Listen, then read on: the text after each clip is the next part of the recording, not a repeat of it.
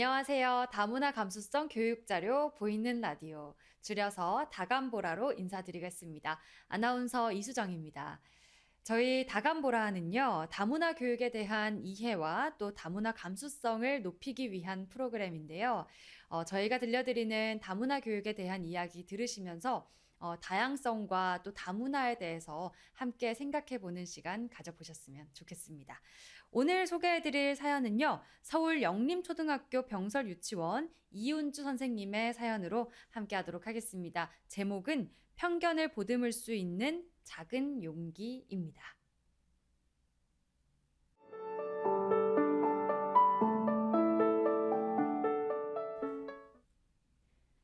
나는 한국과 중국이 공존하고 있는 대림동에서 근무하고 있다.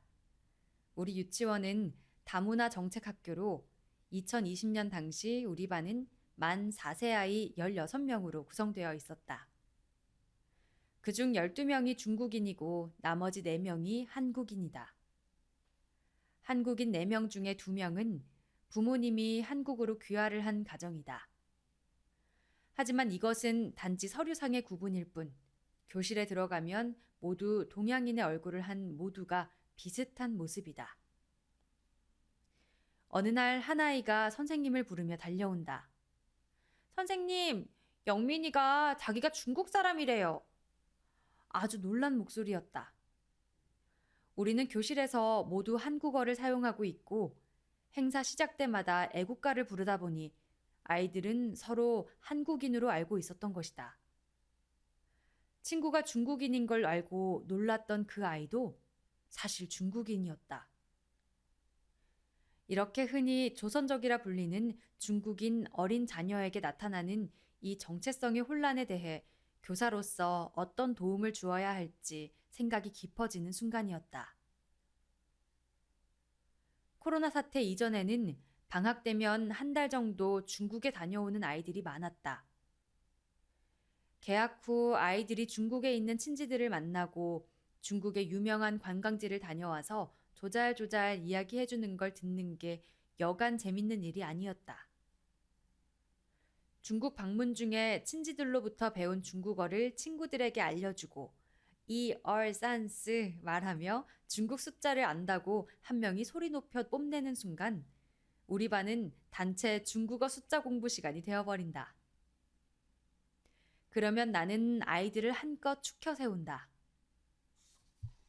아이들이 훗날 한국 사회에서 자칫 중국인임을 숨기는 어린이가 아니라 언제 어디서든 내 자존감을 지킬 수 있는 소중한 사람이 되도록 도와주고 싶었다. 우리 유치원에는 종종 중국인 아이들이 몇 명이나 있냐고 묻는 문의 전화가 걸려온다.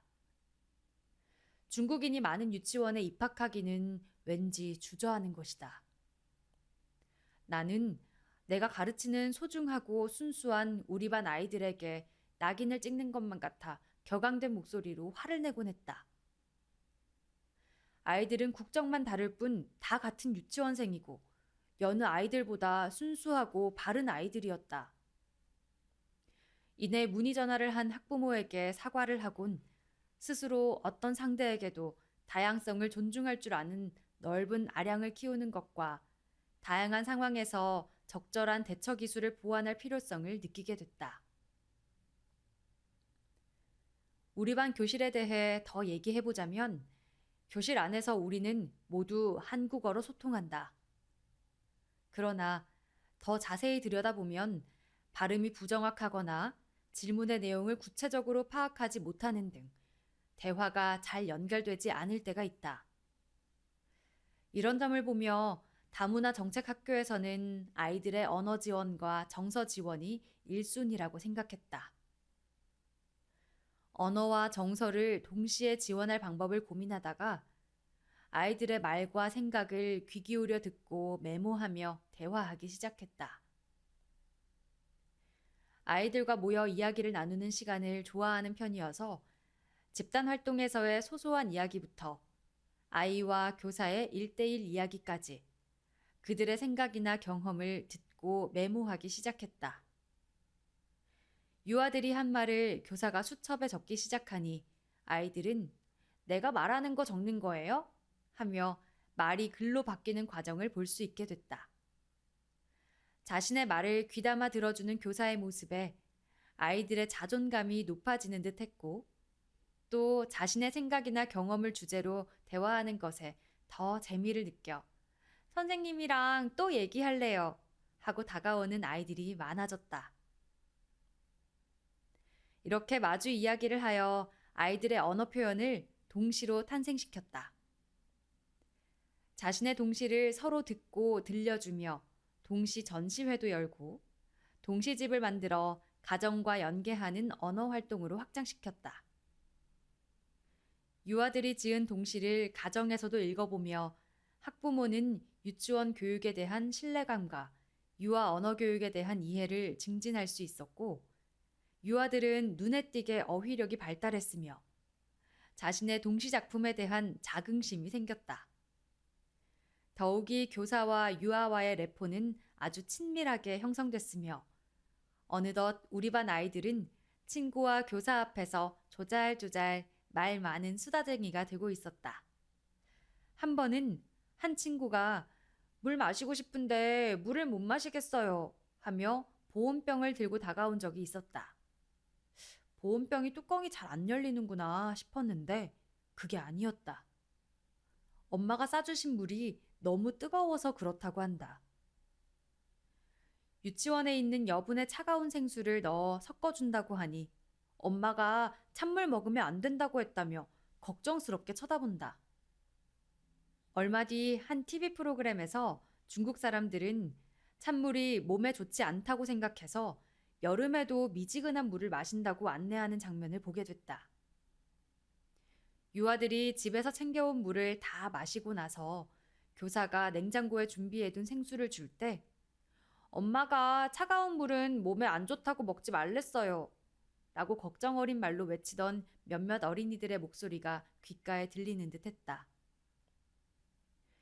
여름이면 차가운 얼음물을 먼저 찾는 내 모습과는 또 다른 소소한 문화의 차이가 흥미로운 문화의 다양성으로 마음속에 다가오는 순간이었다. 저 사람은 왜 저럴까? 그건 틀린 거지. 다문화 정책학교 5년 차에 접어들었을 때쯤 내 생각에도 조금씩 변화가 일어났다.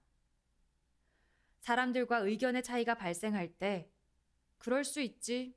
사람은 다 다르니까. 틀린 게 아니라 다른 거지.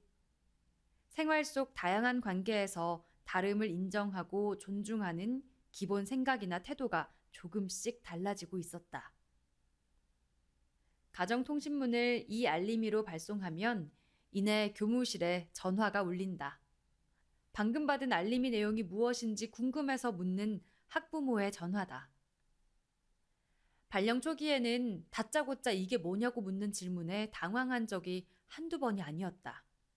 그러나 이제는 준비가 되어 있다. 네, 아버님.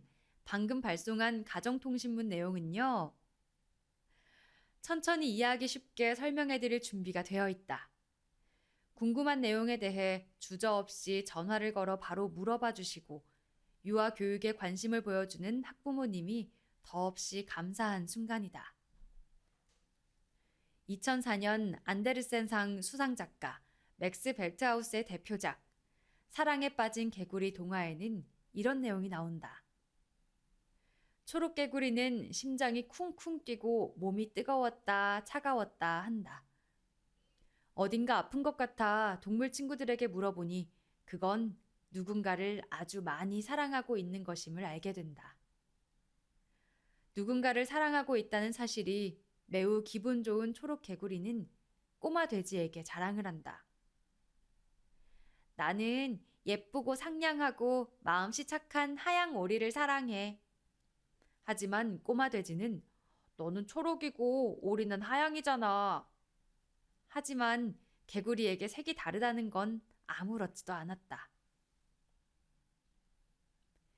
우리 반 아이들과 지내면서 때로는 심장이 쿵쿵 뛰고 웃음이 절로 나오다가도 어쩔 때는 한숨 한번 크게 내쉬기도 하는 내 모습을 돌아보니 꼭 하양오리를 사랑하는 초록 개구리가 된 것 같다.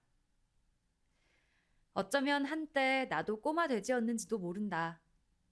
우리 곁에 있으면서도 우리가 되지 못하는 사람들을 불편해하는 이 세상의 수많은 꼬마 돼지들에게 한 번쯤 권해주고 싶은 동화다. 네, 이렇게 정말 다른 문화를 가진 아이들을 맡아 가르치면서 생각하고 느낀 점이 정말 잘 드러난 사연이었습니다. 이윤주 선생님의 사연이었는데요. 우리 모두가 우리 주변의 타인들에게 보여지는 이해하기 힘든 행동만을 바라보는 게 아니라 사실 그 속에 숨어 있는 진짜 마음을 들여다보려고 노력한다면 우리가 모두 더 서로 이해하고 사랑할 수 있는 건강한 다문화 사회로 나아갈 수 있는 계기가 되지 않을까 생각해 봅니다. 오늘도 이렇게 다감보라 여러분들과 함께 했습니다. 저는 지금까지 아나운서 이수정이었습니다. 고맙습니다.